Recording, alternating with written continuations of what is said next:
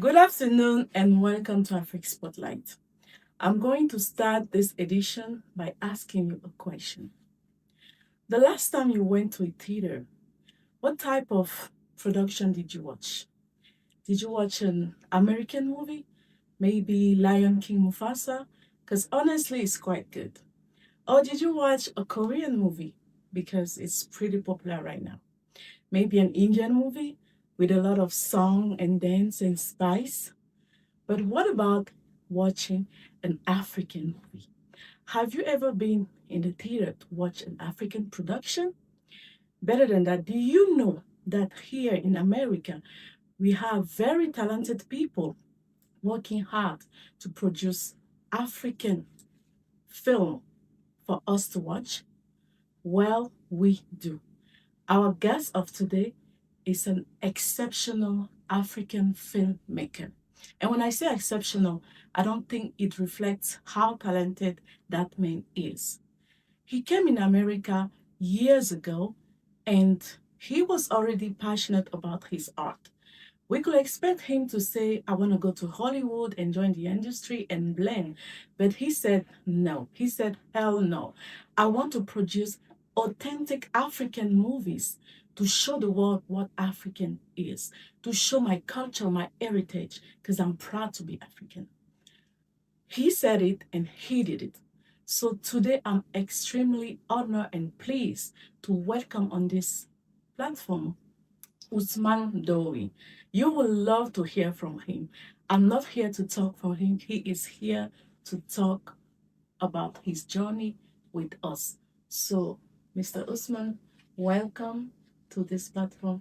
And thank you so much for saying yes to invite. We are so happy and honored to have you here. Thank you to you, thank you to Kevin, thank you, Doreen. I am very happy to be here with you today as my African sisters, and it's a great pleasure to be in your beautiful platform, Afrik Spotlight, which to me is it defines really what Askanwii is all about.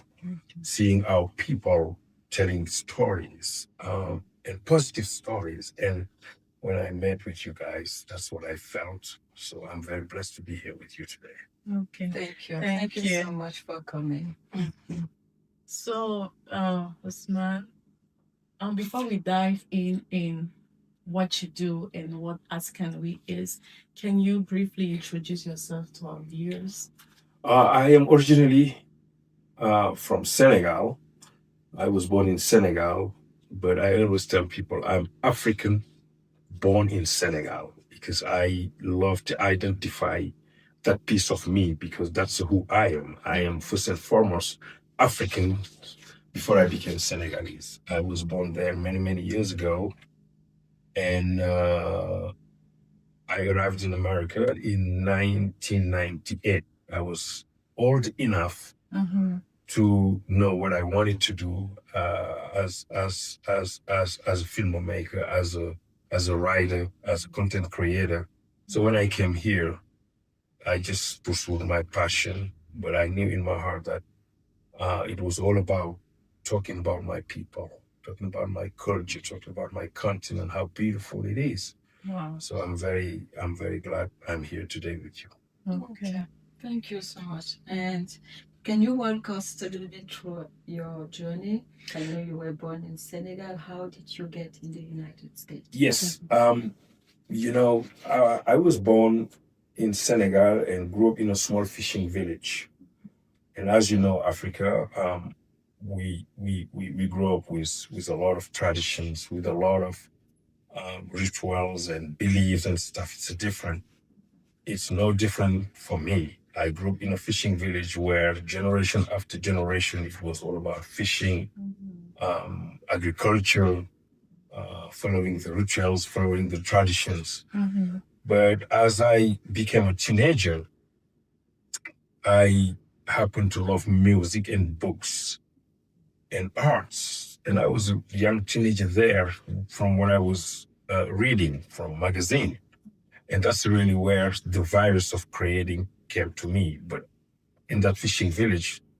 I couldn't express it because people didn't know that, or it was not exposed so much.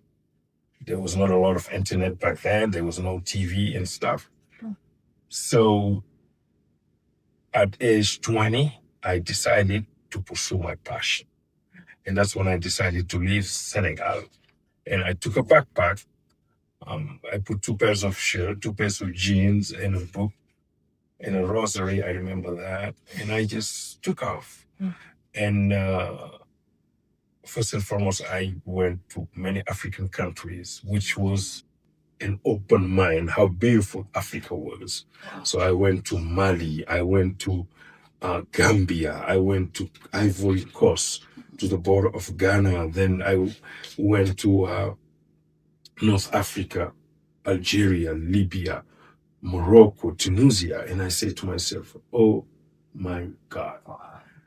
So it took me 10 years to kind of circling around till I made it to Europe as well. But I was hungrier. I thought that with my craft, I needed maybe to come to America and hone my skills, learn a little bit about this culture because film was so big here and stuff. That's really what encouraged me to come here in 1998. And that's really where my journey sort of started because I never had college education before. So it's after my arriving in America, 9 months, I just say, you know what? I know how to write. I know how to create. But this is a new land. Let me go and learn. And I kept myself to college while driving taxi at night. And I've done that for years and years and years. In fact, most of my beautiful writings, I made them while driving taxi at night in the streets of Colorado. Oh, wow. Yes. Wow. Awesome.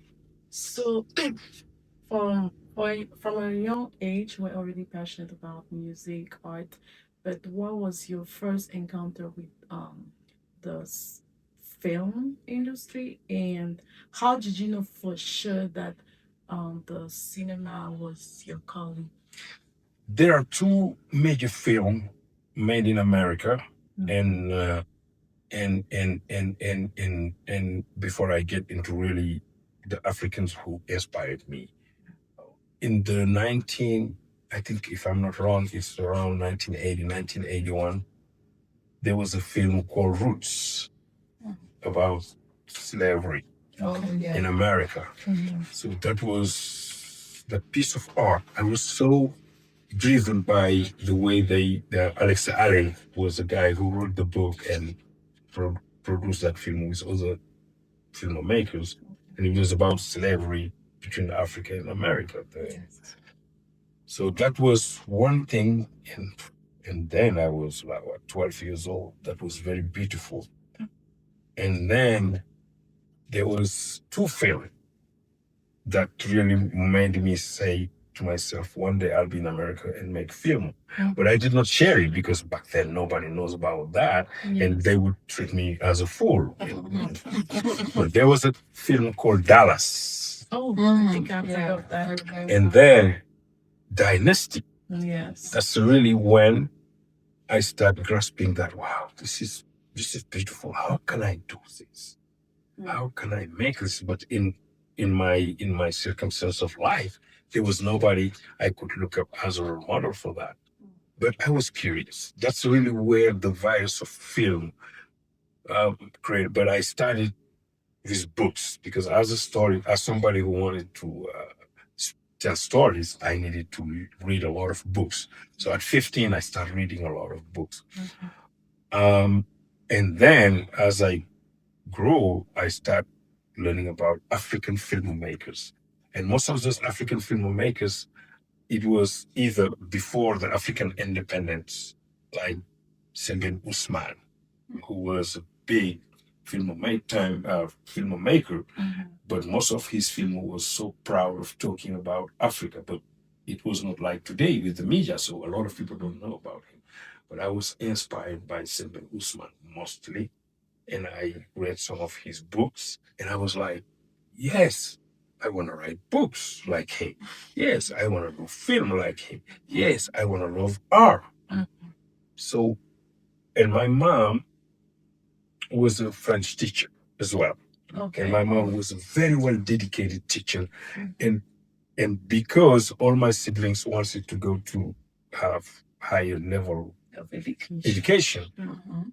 me too, I was like, one day I will make my mom proud once I start writing books, writing film, doing this. So that was really a little number of people who inspired me. That's nice. And can you please tell us which type of films do you make? I studied, I love culture. I love African culture. Yeah. I believe in my heart Mhm. that if Africans knew how to craft our cultures, because in Africa we have what? 1.3 billion people, Mhm. 54 countries. The youth of today, from age 40 to 20 down, have access to the internet. So I always said to myself at school here in America when I was writing, no, I'm not gonna go to Hollywood to write or do this. I'm going to stay in Denver, Colorado, because I want to show the young Africans that they can write about their culture. Why do we have jollof rice? Why do we have ndoling? Why do we dress like this? Why do we have this jewelry? Yeah. And if we know how to craft it.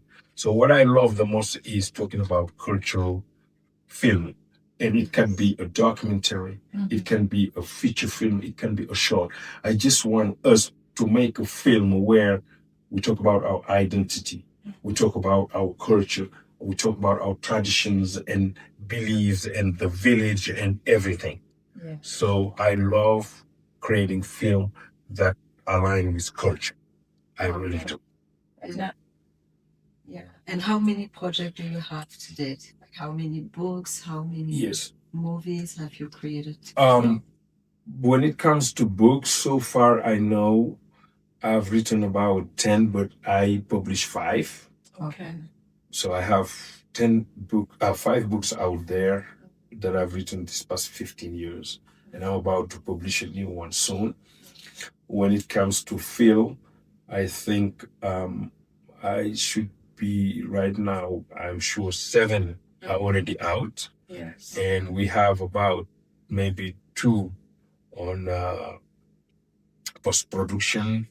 And we are working with 19 African countries right now to produce many films and documentaries with locals. That's beautiful.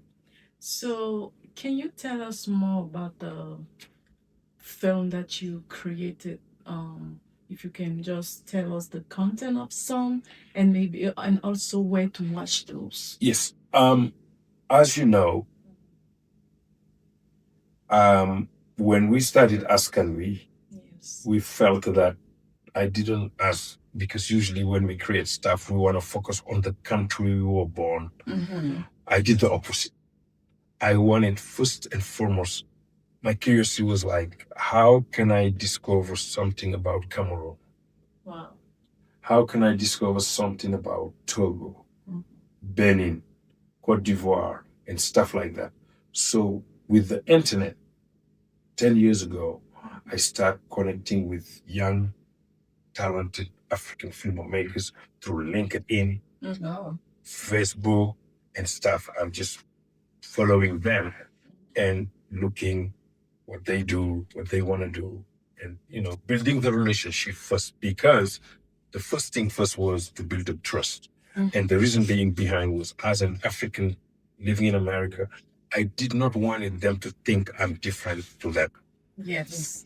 I wanted them to look at me like a brother, like a colleague, like someone they can trust who's not going to exploit them. Because the truth of the matter is, young African talents being exploited for so long. So we started reaching out, for example, to Cameroon. This young guy, his name is Francois Onana, Oh. and we worked through things for 2-3 years, and we come up with this beautiful idea. He throws so many projects, but usually was like, oh, if we can do like we do film in America. I say no. Yes. He's like, why? I say, if we do film like America, it's not going to be interesting. Yes. Let's do film like we are. He's like, what? Yes. I say, yes. I say, give me something that's popular in Cameroon. And he says, there's something they call buy and seller. Yeah. So I went to the internet, I did my due diligence. I said, we are going to do buy and seller. Then the beauty of it is, we did not realize that the buy and seller, some ministers, some engineers, some big time successful Cameroon's businessmen and businesswomen, their parents were doing buy and sell to pay their school. I said, that's what we're going to do. That's absolutely. So we do that one in there. We did Evalo, which is a traditional ritual in Togo, preparing the man to be a community builder, to protect the community and stuff like that. Oh. Then we done Atwa. Atwa is a story I never heard of till last year when the Ethiopian people here said, we're celebrating Atwa. I did my research. It's a war. That's why they were not colonized. I say, we're filming this. And then we did the Moroccan iftar, because if you look at very well, Arabics are so put on a box. We wanted to show an African Arabic from Morocco, what he brought to America. So most of the film we've done so far identifies culture, talks about people, talks about the beauty, the environment, and who we are, why we do things the way we do, why we are family oriented, why we are very attached to friendship, why we are very attached to community, why is this, why that. So most of our film is driven by those contexts. Okay. Beautiful. Where can we watch? What can we do to watch those films? This is really Thank you. important. Yes. As you know, Askanwii, when we started Askanwii, one thing we did not want it to do is sort of making it look like we are helping young Africans. I am not a helper. I wanted them to know that there's someone who's valuing our work. So, yes, they didn't have the big meaning, but I said, you bring this, Askanwii bring this. But when we do the film, I am not going to give it away for free. I want you to stay honest people, to keep your dignity and your faith, and wherever we can show those films. We're not gonna put it on just social media like this for free. We are going to create programs and events where people can come and donate a little bit or pay a little bit. That way, we reward you for your hard work. So what I mean by that is the film industry in America, it's a multi-billion-dollar industry. Yes. People are not doing film here and giving it away. No. Why Africans should do film and give it away? No, sure, no. So if people want to watch our film, we are creating across Denver, Aurora, Boulder, Colorado Springs. We have a lot of cultural events that are happening. We will be showing our film there, and we want people to come and celebrate with us Africa, the diaspora, and support those young talent who are making those films in very hard condition. Got it. So we need to value them. So I want to be the one who's creating the opportunity for them, the one who show them the way out, that, hey, you can live from your talent.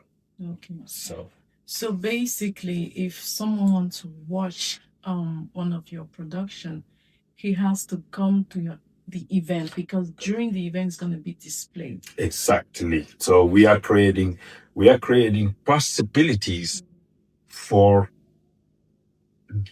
creating gathering, and there's a reason behind, because today, if we just plug our film into YouTube for free, to me, that's not a good help for none of us. And the reason being is, I want Afrik Spotlight to come to those events for other businesses to see that, oh, there are other small businesses who are part of this. That way, maybe you can have more content. But if we just stay on a bubble, nobody will know that there is Afrik Spotlight. There is Askanwii. There is House Media. So we are creating those gathering for all of us to meet once a month, twice a month, to eat food, to listen to music, to learn from one another, to network, to converse, and watch a movie. Now, if people see those, I think they will know that, oh, if this documentary is done 100% by Cameroonian filmmaker. So if I say to the Cameroonian community, hey guys, can we help them? Yeah. $1. We 800. Let's just put $1 and give them for them to film more buy and sell up. So we are creating a chain of business, and hopefully this can open up doors where even Afrik Spotlight can do video interview with those young people. I really love the idea behind it, but I'm thinking I've watched some of the movies already, and I really, really like them. And I feel like a lot of people, a lot of African all around United States or even in Europe would like to watch those movies too. Yes. So yes, we are working with some people who are on the IT industry, and we are negotiating to sort of create something where we can put those movies and they will be accessible. We're not gonna break the bank for them, but we are thinking and we are thinking how to make it available. But for the moment, where we are, because this is trials, we just want to make sure that anything that goes to me, my happiness is like this week. We did see film together. You were there, and we have a little money for those filmmakers. And my wife could see my tears. And she was like, "You're so happy." I say, even if it's $100 or $50, you send it to Cameroon. It makes me feel good. Yes. I cannot give them $1 million, but at least they will know this brother is not taking advantage of us, because they've been exploited. So we are looking for different ways to make sure that they can earn a living, they can generate revenue, we can create more programs with locals and nationals and international. But it will come. And thank you for the wishing. It will come. It will come. I know we will have one day a platform. Yes. Well, we are looking forward to it because I watched the movie. And I'm not saying this because you're our guest. It is amazing. So you need to come to the event first while waiting for the platform to be there. Okay. Yep. So most of your productions are in Africa. So how does it work? What are the steps that you need to follow to make that production? Oh, first of all, is in America, it's totally different, because America, the film industry is very tough in many levels, laws and regulations and license. So yes. Everything you do in America in the movie industry is very expensive. Even when you do a set. Now I'm proud of this. Like when I come here, you do your set. Now, Americans, when they do this set, look at the multitask you guys just did. But in the film industry here, every task, there is somebody who has to do it, because it's a money making. That's part of the budgeting. Yes. The same in Africa.